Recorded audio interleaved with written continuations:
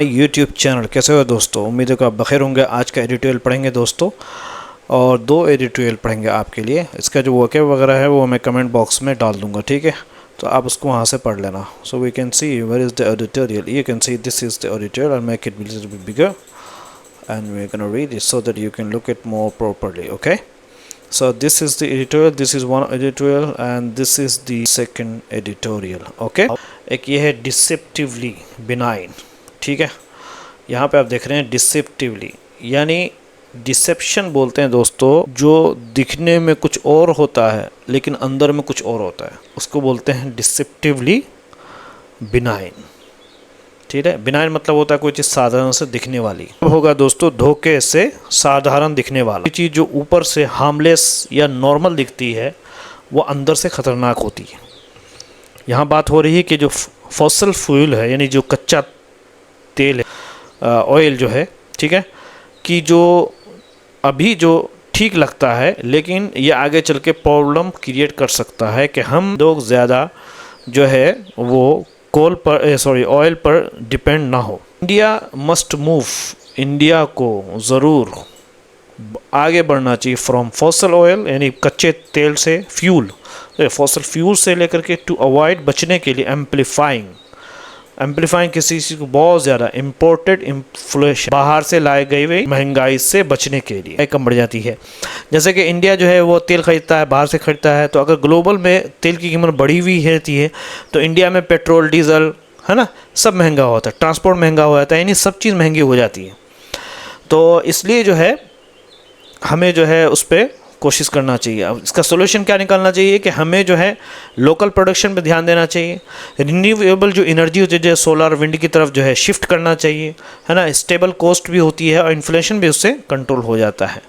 तो ये सारी चीज़ें हैं। अब आगे पढ़ते हैं दोस्तों। वाइल, जबकि इंडिया का जो मार्च था, मार्च में रिटेल इन्फ्लेशन में खुदरा, एक तो होलसेल लेवल पे जो महंगाई होती है ना, तो वो थोड़ा महंगाई दिखता है क्योंकि होलसेल में जब आप चीज़ें खरीदते हैं तो बहुत बड़ी चीज़ें खरीदती हैं। अब मान लें कि 50 पैसे की कीमत है, 50 पैसे की टॉफ़ी जब होलसेल में आप खरीदेंगे तो ऑफ कोर्स वो आपको 500-600 में ख़रीदनी पड़ेगी। तो थोड़ी बहुत भी अगर 1% भी महंगा होगा तो वहाँ आपको दिखेगा अरे बाप रे, 500-600 रुपये की जो चीज़ पहले मिल रही थी वो अब जो है सीधे 700 रुपये की, 800 रुपये की, तो 100 रुपये महंगा हो।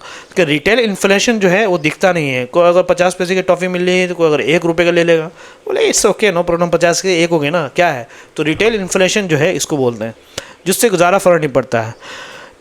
3.4% जो है वो उठा थोड़ा सा मार्जिनली फ्रॉम फरवरी के 3.5% से। कह रहे कि ये जो यानी फरवरी में 3.2% था, अब जो है वो बढ़ करके 3.4% हो गया रिटेल इन्फ्लेशन, ठीक है। कह रहे कि ये जो this increase is deceptively benign, यानी ये देखने में साधारण लग रहा है, बिनाइन डिसेप्टिव, देखने में साधारण लग रहा है लेकिन अंदर बहुत बड़ी प्रॉब्लम है। क्या है, कह रहे कि दिस इज़ एविडेंट, ये साफ दिख रहा है फ्रॉम द अपवर्ड, बढ़ते हुए दबाव का, ऑन द होलसेल, आपको मैंने होलसेल प्राइस पर होल्ड इंडेक्स WPI।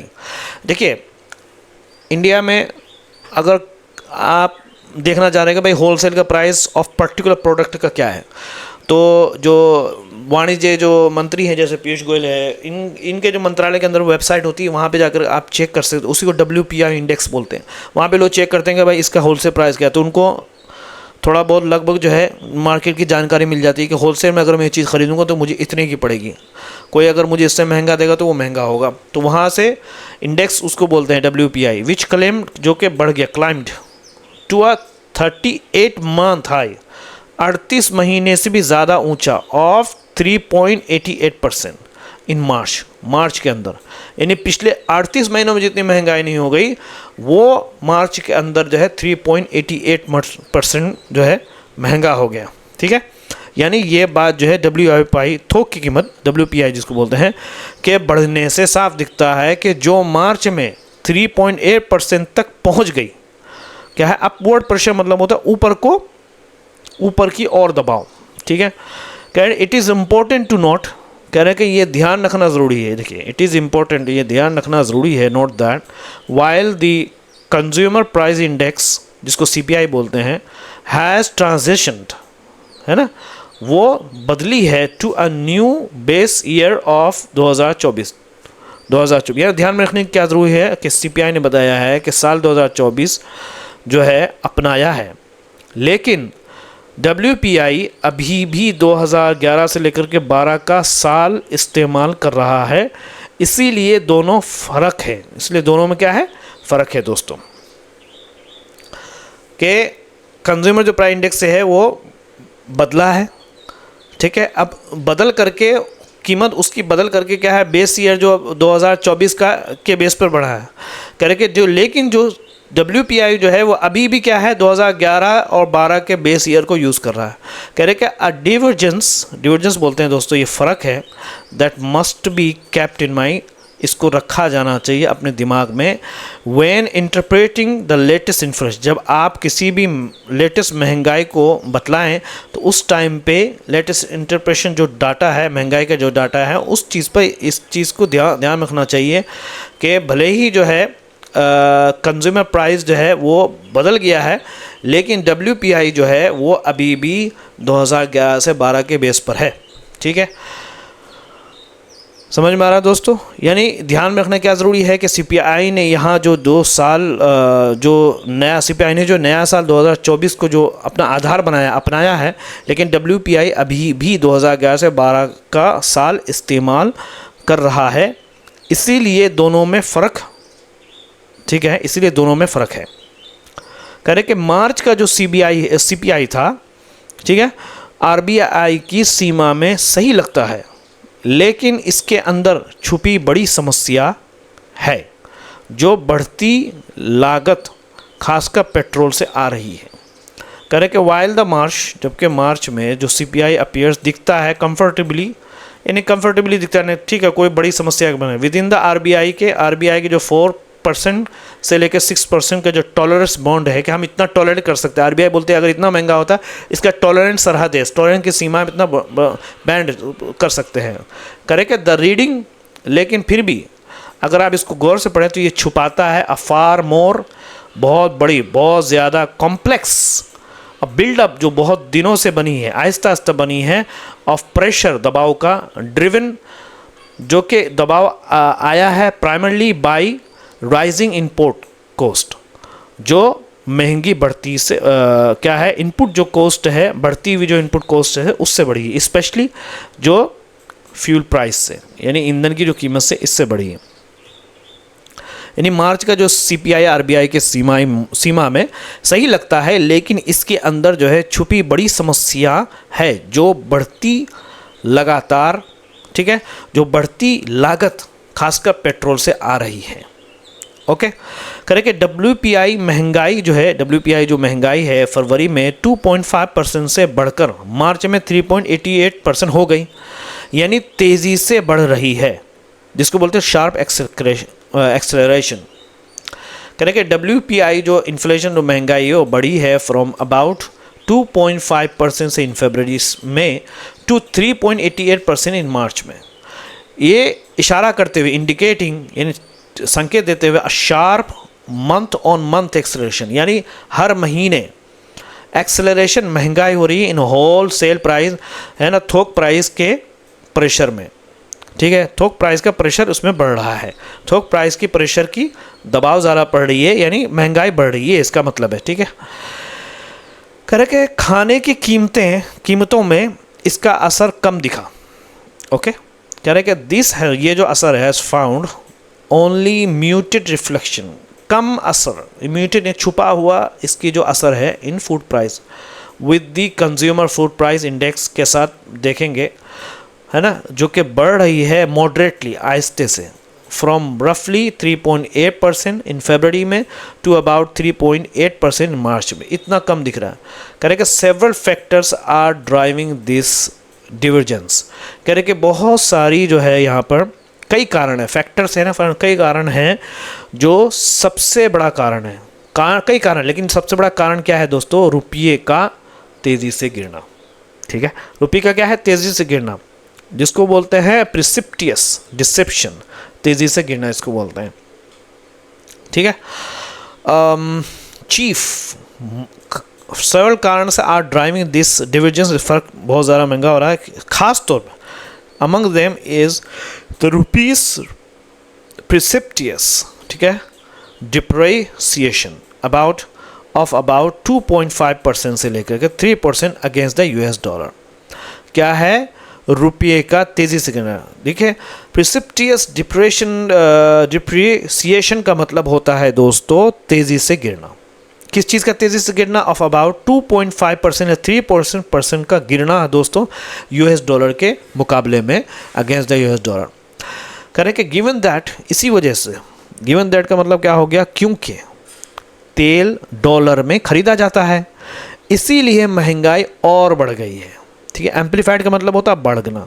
ठीक है, दिस हैज़, सॉरी कहाँ गया यार, गिवन दैट, क्योंकि इसी वजह से क्रूड ऑयल जो कच्ची तेल एंड गैस आर ग्लोबली, जो पूरी दुनिया में खरीदे जाते हैं दोस्तों इन डॉलर्स में खरीदे जाते हैं, क्योंकि दिस हैज़ एम्पलीफाइड, इसने बढ़ा दिया है इम्पोर्टेड, है ना, बाहर से लाई हुई महंगाई को। करेगा द यूएस, अच्छा इसको पढ़ते हैं, करें इस युद्ध ने सप्लाई को बिगाड़ दिया है, डिसरप्टेड सप्लाई चेन्स, ठीक है, जिससे दुनिया भर में क्या है, महंगाई बढ़ गई। The US Israeli war on Iran has disrupted supply chain को बिगाड़ दिया है फॉर दीज क्रिटिकल फ्यूल्स, इन महत्वपूर्ण ईंधन के लिए, पुशिंग अप, बढ़ाते हुए ग्लोबल प्राइजेस को, यानी दुनिया की कीमत को बढ़ाते हुए, एंड ट्रांसमिटिंग, और क्या है, फैलता हुआ इन्फ्लेशनरी प्रेशर, महंगाई का प्रेशर अक्रॉस इकोनॉमिक्स, पूरी दुनिया के अर्थव्यवस्था पर। ट्रांसमिट बोलते हैं, जैसे बीमारी होती है, आपको कोई खुजली हो गई तो दूसरे को फैल जाती है, उसी को ट्रांसमिटिंग कहना कि ये महंगाई जो है ना फैलती जा रही है, महंगाई के जो प्रेशर है वो पूरे इकोनॉमिक्स में बढ़ते हुए जाए। इकोनॉमिक मतलब हर दुनिया के हर कंट्री जो भी मोस्टली जो ऑयल्स लेते हैं इन सब कंट्री से। कह रहे कि द रुपीज़ क्या है, डेप्रिसिएशन एक्चुअली हमें ये होगा, कह रहे कि रुपये गिरने से बाहर से आने वाली चीज़ें महंगाई हो गई। The rupee depression has also बढ़ा दिया है, रेज द कॉस्ट ऑफ बाहर से आने वाली चीज़ इंक्लूडिंग फर्टिलाइजर, खाद वगैरह, प्लास्टिक से है, एंड पेट्रोकेमिकल जो प्रोडक्ट्स हैं, विच आर, जो कि महत्वपूर्ण है दोस्तों, बहुत ही ज़्यादा, की टू फार्मास्यूटिकल्स, यानी फार्मास्यूटिकल्स के लिए, टेक्सटाइल कपड़ों के लिए, ऑटोमोबाइल्स मतलब गाड़ियों वगैरह के लिए बहुत ही ज़्यादा वो है। फार्मास्यूटिकल का मतलब क्या होगा दोस्तों, जो कि द मेडिकल इंडस्ट्रीज उसको बोलते हैं फार्मास्यूटिकल। ठीक है, कह रहे हैं कि जबकि कंपनियां अभी खुद यही खर्च झेल रही हैं, लेकिन ये ज़्यादा समय तक नहीं चलेगा। कह रहे हैं कि वाइल, जबकि मैनी फर्म्स, बहुत सारी कंपनियां हैव एब्जॉर्ब, खुद ही झेला, यानी अंदर कर लिया दिस कॉस्ट इन महंगे को, but this may not be sustainable, ये ज़्यादा चलने वाला, सस्टेनेबल बोलते हैं तो किसी चीज़ का लगातार होना, लेकिन ये ज़्यादा दिन तक चलने वाला नहीं है। कह रहे हैं कि एट द सेम टाइम, अगर उसी वक्त की बात करें, उसी वक्त में the contraction in export, contraction का मतलब होता है दोस्तों कमी, एंड इम्पोर्ट्स का जो कमी है इन मार्च, करें कि निर्यात आयात क्या है, निर्यात एंड आयात क्या है, घटे हैं, लेकिन यह सिर्फ मांग कम होने से नहीं बल्कि युद्ध की वजह से है। ऐसा नहीं कि सब डिमांड कम है, बल्कि युद्ध की वजह से है। ठीक है दोस्तों, at the same time the contraction मतलब कमी होना, एक्सपोर्ट्स में कमी हुआ है, यानी डाउन अबाउट 3.5% डाउन हो गया ईयर ऑन ईयर, है ना, साल के, हर साल की बात करें, यह साल बाय साल। ठीक है दोस्तों, देखिए ईयर ऑन ईयर का क्या मतलब, ईयर का मतलब पिछले साल का जो साल है, ऑन ईयर इस साल के मुकाबले में, यानी पिछले साल में इसी वक्त की तुलना की जाए, यानी पिछले साल में आप, ये नहीं कि पिछले साल के सितंबर की तुलना करें, ये नहीं, बल्कि पिछले साल के अप्रैल का तुलना इसी साल के उस पर किया जाए, समझिए, ईयर ऑन ईयर का मतलब समझिए। एंड इम्पोर्ट जो हो रहा है दोस्तों, वो क्या हुआ, डाउन हो गया अबाउट 5.6% ईयर ऑन ईयर, यानी पिछले साल के मुकाबले में इन मार्च। कह रहे कि इस मार्च, ये मार्च में is not indicative of weekend demand, ये एक इशारा नहीं है कि वीकनिंग डिमांड के, डिमांड कमज़ोर है, यानी सिर्फ डिमांड के कमज़ोर होने की वजह से, बट फॉर, लेकिन इसके अंदर ऑफ वार इंक्लूडेड इंड्यूस्ड, यानी वार से हुए जो सप्लाई डिस्ट्रप्शंस हैं वो भी एक कारण है। ऐसा नहीं कि डिमांड तो बराबर है, लेकिन वार का भी अंदर जो है, वार की वजह से भी ये सारी चीज़ें हुई हैं। ठीक है दोस्तों, देखिए वार इंड्यूस्ड का मतलब होता है कारण बनना, यानी वार से जुड़ी हुई जो सप्लाई डिस्ट्रप्शन है इसकी वजह से भी जो है वो क्या नाम है महंगाई हो रही है दोस्तों, यानी इंपोर्ट एक्सपोर्ट में कमी आई है, सिर्फ ये नहीं कि वीकनिंग डिमांड है। एंड रिस्पॉन्स वार इंड्यूस्ड का मतलब पता होगा ना, वार के कारण का कारण जो भी होगा, ठीक है ना, तो उसको इंड्यूस बोल रहे हैं। इन रिस्पॉन्स करेंगे, इसलिए कंपनियां अब क्या है सामान देश में बेच रही हैं, ठीक है। इन रिस्पॉन्स के जवाब में अब कंपनियां क्या कर रही हैं कि एक्सपोर्टर्स पर्टिकुलरली एमएसएमईज यानी जो छोटी छोटी हैं आर क्या है रीडायरेक्टिंग आउटपुट उनका जो प्रोडक्ट है टू द डोमेस्टिक मार्केट, अब वो क्या घर में ही बेच रही हैं, ठीक है, जो कि दोस्तों बहुत ही गलत एक वो चीज़ है, समझ नहीं। एडेड बाय पॉलिसी, हाँ, जिनको यानी इसके अंदर एक नीति रिलैक्सेशन जो इनके बारे में पॉलिसी का एक रिलैक्सेशन दिया गया है दैट अलाउ, जो कि इजाज़त अनुमति देता है कि greater domestic sales from export oriented क्या है यूनिट्स, ओके। तो गवर्नमेंट ने जो है दोस्तों कई नीतियाँ ऐसी बना के रखी है जिससे जो है काफ़ी फ़ायदा होता है एक्सपोर्ट दैट अलाउ, जो ग्रेटर डोमेस्टिक, जो कि बहुत ज़्यादा डोमेस्टिक सेल को ला करता है, फ्रॉम एक्सपोर्ट ओरिएंटेड, एक्सपोर्ट से ओरिएंटेड, एक्सपोर्ट से भरे हुए, यानी सिर्फ वहाँ एक्सपोर्ट होता है इस तरह की यूनिट्स मतलब इस तरह की कंपनी, ऐसी कंपनी जिनका मार्केट ही चलता है एक्सपोर्ट से ही, तो उनको जो है वो गवर्नमेंट ने काफ़ी रिडक्शन दी है, नियमों में ढील दी है, इसकी वजह से उनके लिए अच्छा मौका है।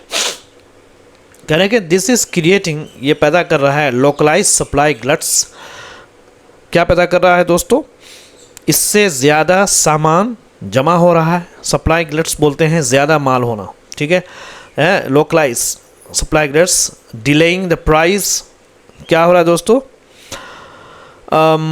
और कीमतें जो है अभी नहीं बढ़ रही, ये नहीं क्या है डिले कर रहा है प्राइस का, ठीक है। Pass through, delay pass through का मतलब होता है असर देर से दिखना, है ना, जो प्राइस की जो कीमत है उसका जो उसमें जो डिले हो रहा है उसका पास थ्रू हो रहा है, यानी देर से दिख रहा है, इवन एज, ठीक है, और कीमतें अभी नहीं बढ़ रही हैं, ठीक है, इवन एज, यहाँ तक के प्रोड्यूसर जो है margins compress due to rising input cost, यहाँ तक कि जो प्रोड्यूसर है ना, जो कंपनी के बनाने वाले, उनके जो मार्जिन से कंप्रेस मतलब दबाया जा रहा है, उनके मार्जिन कम है, क्यों भाई, क्योंकि बढ़ते हुए इनपुट कॉस्ट, ये जो अपना माल लगाने में जो खर्च लगा रहे हैं उसकी वजह से उनका क्या है मार्जिन कम हो रहा है, क्योंकि प्राइस जो है ना वो डिले हो रहा है, यानी प्राइस बढ़ा नहीं रहे हैं और ख़र्चा ज़्यादा हो रहा है दोस्तों, जिसकी वजह से उनका मुनाफा घट रहा है, यानी जो प्राइस बढ़ाने की जो कीमत है उसका असर जल्दी नहीं दिख रहा है। तो ये काफ़ी एक चिंताजनक बात है, ठीक है दोस्तों। चलिए हम आगे पढ़ते हैं। Correct, the result is a temporary separation of CPI। Correct, अगर आप बात करें तो जो परिणाम है, यानी इससे अभी क्या है CPI कम दिख रहा है, टेम्पररी सस्पेंशन, यानी थोड़ी देर के लिए दबाना। रिजल्ट जो परिणाम है इज़ अ टेम्पररी, थोड़ी देर के लिए है सेपरेशन ऑफ CPI, यानी CPI की जो उसकी जो है इंडेक्स है वो अगरचे कम दिख रहा है लेकिन एक्चुअल में हो रहा है, ठीक है, क्योंकि प्राइस जो है वो डिले हो रहा है, आहिस्ता आहिस्ता ज़्यादा बढ़ाने का मौका नहीं दिया जा रहा है और ख़र्चे से बहुत ज़्यादा हो रहे हैं, ठीक है। एज दीज प्रेशर अनविंड, ठीक है, कह रहे कि आगे महंगाई बढ़ेगी और क्या है विकास घटेगा, क्या है दीज प्रेशर अनविंड, अनविंड का मतलब होता है दोस्तों किसी चीज़ का घट जाना, ठीक है, या कम हो जाना। कह रहे हैं कि एज दिस प्रेशर, कह के जैसे कि जैसे the result is a temporary suspension of CPI। क्या मतलब है दोस्तों, CPI का मतलब होता है कंज्यूमर प्राइस इंडेक्स, यानी इन्फ्लेशन जो है वो मेजर जो है प्राइस जिसको बोलते हैं, इन्फ्लेशन मेजर का मतलब होता है जो कि रोज़ाना के जो डेली गुड्स का जो प्राइस है उसको बोलते हैं इन्फ्लेशन मेजर। यानी टेम्पररी सस्पेंशन का मतलब क्या, इन्फ्लेशन जो है वो अभी लुक्स लो जो कम दिख रहा है अभी के लिए, बट नॉट टेम्पररी, लेकिन ये टेम्पररी परमानेंटली नहीं है बल्कि इन्फ्लेशन और बढ़ेगा, यानी महंगाई क्या है अभी कुछ समय के लिए दबाई हुई है ना। Pressure result is a temporary separation of CPI, consumer price index के दबाव को दबाया गया है, सेपरेशन मतलब उसके कंज्यूमर प्राइस इंडेक्स को दबाया हुआ है, लेकिन ये टेम्पररी है, ये महंगाई बढ़ेगी, समझ में आ रहा है दोस्तों। कह रहे कि एज दिस प्रेशर, जैसे कि जैसे ये दबाव अनवाइंड होगा, अनवाइंड मतलब ये दबाव अभी अंदर छुपा हुआ है, लेकिन जैसे अनवाइंड खुलकर बाहर आएगा, यानी जब ये दबाव बहुत ज़्यादा बढ़कर बढ़ेगा, इन्फ्लेशन महंगाई इज़ लाइकली टू राइज, बिल्कुल हो सकता है संभावना को बढ़े, इवन एज यहाँ तक कि इससे जो क्या होगा दोस्तों, विकास क्या है, घट जाएगा। पॉइंटिंग इस बात की इशारा करते हुए नॉट टू स्टेबिलिटी, ये स्थिर को नहीं बताएगा बल्कि बट टू इमर्जिंग, इस बात को बताते हुए कि वो इमर्ज करेगा और बाहर निकल कर आएगा। ठीक है, यानी आप ये देखिए कि स्टैग्नेशन का मतलब होता है स्लो ग्रोथ। ठीक है, growth slow. Emerging inflation, stagnation risk मतलब होता है इन्फ्लेशन प्लस हाई प्राइस। ठीक है, यानी धीमी धीमी आर्थिक जो है वो है और बढ़ती महंगाई। ठीक है, और स्टैगफ्लेशन का खतरा भी होगा। ओके दोस्तों, यानी स्टैगफ्लेशन का रिस्क मतलब होता है ग्रोथ का बढ़ना लेकिन धीरे धीरे बढ़ना। ठीक है, ग्रोथ कम यानी बहुत इतना धीरे बढ़ता है कि ऐसा लगता है कि ग्रोथ हो ही नहीं रहा, उसको स्टैगफ्लेशन रिस्क भी बढ़ा रहा है। कह रहे कि IMF का जो लेटेस्ट वर्ल्ड इकोनॉमिक आउटलुक है वो फ्लैग्स इस बात पर बता रहा है, राइजिंग, उन्होंने खतरा जताया है कि राइजिंग ग्लोबल रिसेशन हो सकता है कि दुनिया भर में वो आए दोस्तों, मंदी का रिस्क हो, खतरा हो। And TRIMS India's FY27 growth क्या है, फोरकास्ट टू अराउंड 6.2%। समझ में आ रहा?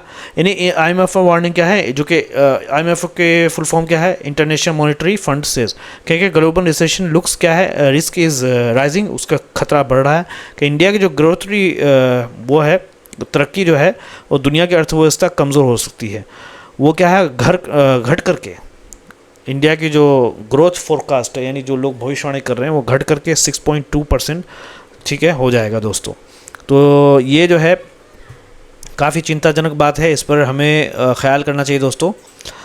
तो इंडिया का जो ग्रोथ, जो पहले उम्मीद लगाई जा रही थी कि इंडिया जो है वो उसकी कीमत जो है, सॉरी उसकी ग्रोथ जो है तेज़ी से होगी, अब वो घट करके दोस्तों 6.2% पे आ जाएगा। तो FY27 मतलब फाइनेंशियल ईयर ऑफ 27 का जो ग्रोथ का जो फोरकास्ट भविष्यवाणी की थी वो घट करके 6 करेंगे। The RBI too has echoed this concern, RBI ने भी इको का मतलब होता है जब आप हाँ में हाँ मिलाते हो, उन्होंने भी इस चेतावनी से सहमत किए, इन्होंने कहा हाँ ये हो सकता है। कह लें कि ये जो कॉम्प्लेक्स चैलेंज है, this complex challenge under scores, ये दिखाता है, यानी अंदर की सच्चाई छुपा कर दिखाता है, the vulnerability of oil imported dependent economics, कि वो वल्नरेबिलिटी मतलब होता है जब आप फ्रजाइल हो, वो कमज़ोर हो, आपको कोई भी हार्म कर सकता है।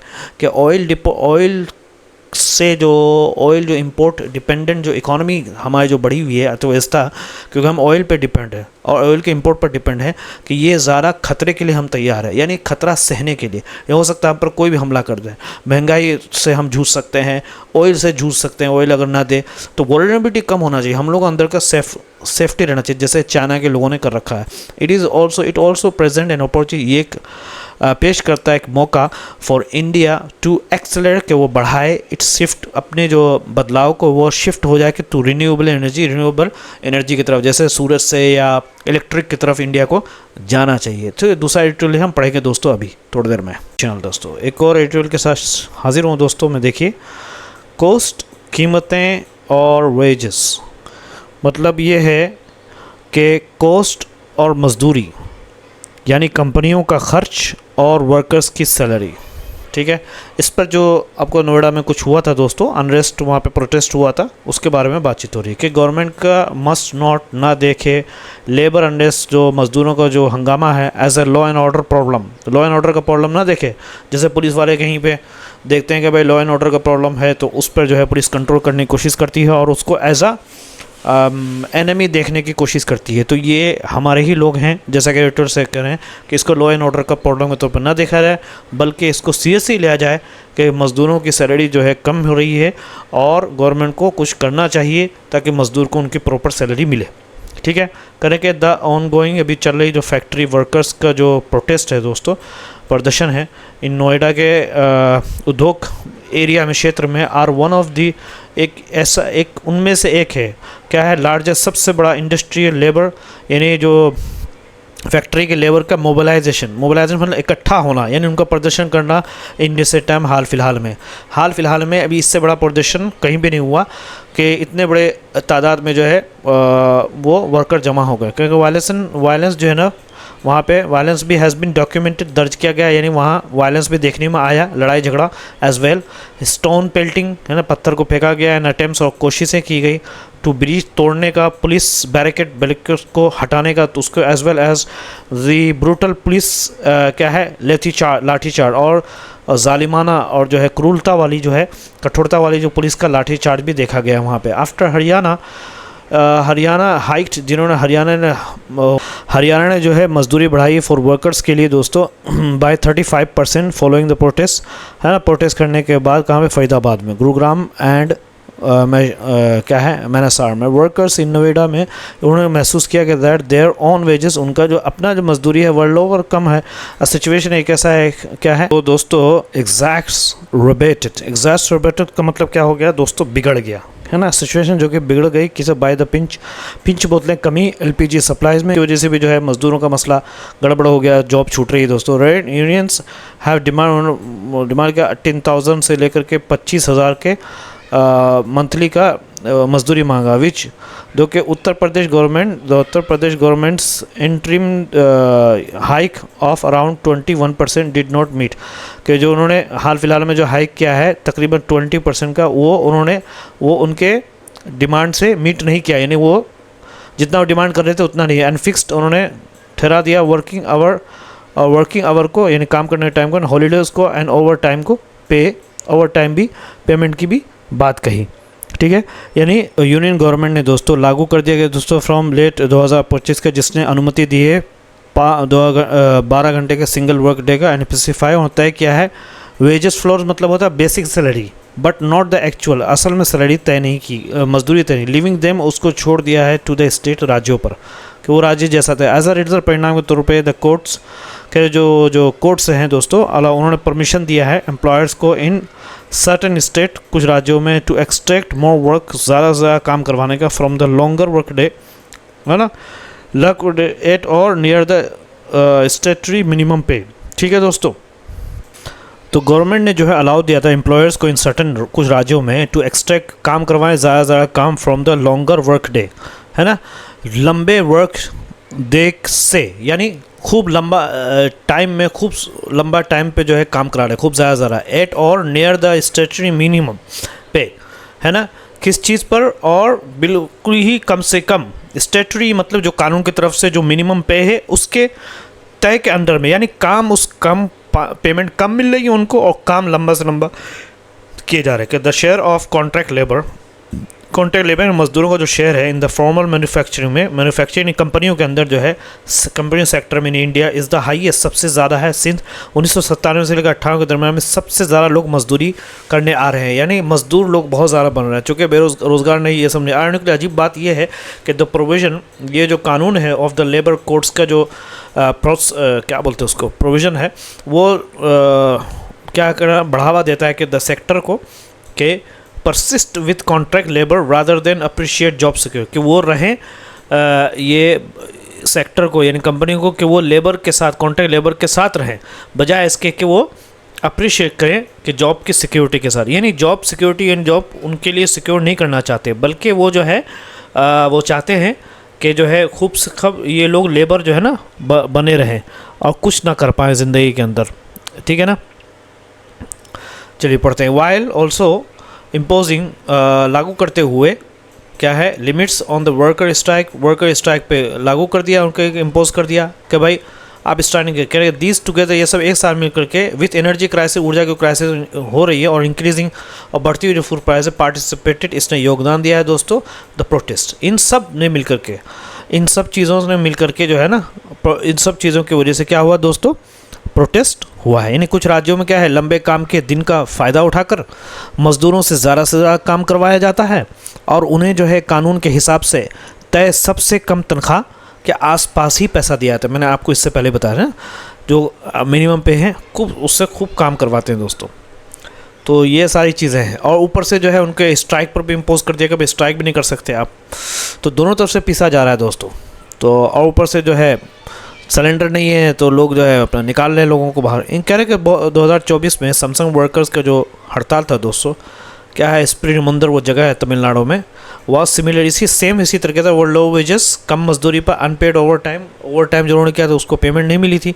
एंड द कंपनी का जो इनकार था, रिफ्यूजल था टू रिकॉग्नाइज यूनियन को नहीं मान रहे थे, यानी जो मजदूरों का जो संघ यूनियन जो होता है दोस्तों, जो उनके ऑर्गेनाइजेशन, उसको वो भी नहीं मानेगा, हम नहीं मानते इस बात को।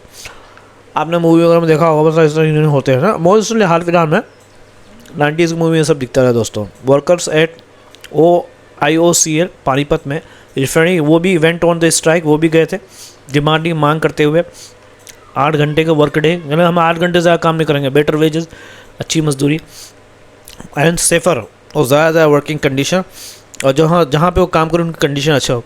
जैसा कि हुआ एसडी वर्कर ने एट द NTPC प्लांट में क्या था पात्रोत्तों में, एंड अडानी के राधिका प्लांट में भी, रायपुर में भी ऐसे ही हुआ था। इन्होंने इसी तरीके से स्ट्राइक किया था दोस्तों। मैं आपको सच बताता हूँ, आजकल लोग इतने वो हो गए हैं, क्या बोले, बस काम निकलवाते हैं मज़दूरों से, लेकिन उनको उसके हिसाब को जो हमारे 100 रुपये कमा रहे हैं उसमें से 1 रुपये देते हैं मज़दूरों को।